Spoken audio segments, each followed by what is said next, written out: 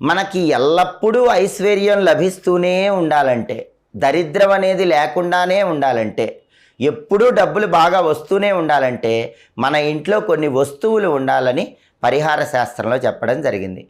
వాటిలో ముఖ్యమైనటువంటి వస్తువులు ఏంటంటే రోలు, రోకలి.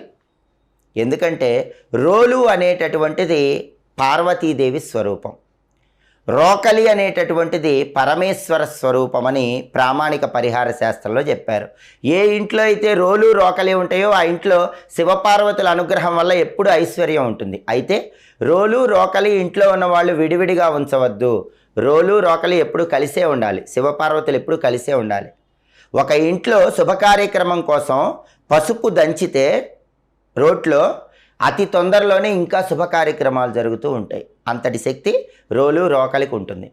ఆ తర్వాత ఖచ్చితంగా ఇంట్లో ఉండాల్సిన వస్తువు చాట.